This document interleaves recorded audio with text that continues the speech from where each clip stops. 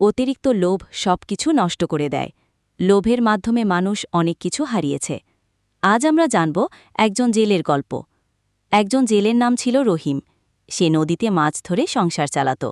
প্রতিদিন ভোরে জাল নিয়ে নদীতে যেত। একদিন সে প্রচুর মাছ পেল, এত বেশি যে জাল টেনে তুলতে কষ্ট হচ্ছিল। আনন্দে সে ভাবল, আজ তো অনেক টাকা হবে। বাজারে গিয়ে সব মাছ বিক্রি করল, ভালো টাকা পেল। কিন্তু লোভ সামলাতে পারল না। সে ভাবল, আগামীকালও যদি আরও বেশি মাছ ধরি তাহলে অল্প সময়ে ধনী হয়ে যাব। পরের দিন থেকে রহিম নিয়ম ভেঙে ছোট মাছও ধরতে লাগল। ধীরে ধীরে নদীতে মাছের সংখ্যা কমে গেল। কয়েক সপ্তাহ পর তার জাল ফাঁকা উঠতে শুরু করল। পরিবার না খেয়ে কষ্ট পেতে লাগল। তখনই রহিম বুঝল, লোভের কারণে সে নিজের ক্ষতি করেছে।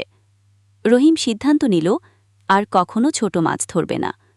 সে প্রতিবেশী জেলেদেরও বোঝাল, যাতে সবাই নিয়ম মেনে মাছ ধরে ও কেউ অতিরিক্ত লোভ যাতে না করে। অতিরিক্ত লোভ সত্যিই সবকিছু নষ্ট করে দেয়। রহিমের গল্পটা থেকে আমরা এটাই শিখতে পারি যে লোভের কারণে সাময়িক লাভ হলেও ঐতান্তিক বড় ক্ষতি হয়। সবার প্রয়োজন অনুযায়ী নেওয়া উচিত আর লোভ নিয়ন্ত্রণ করা উচিত। না হলে ভবিষ্যতে আমাদের নিজেদেরই কষ্ট পেতে হবে, যেমনটা রহিমের পেয়েছিল।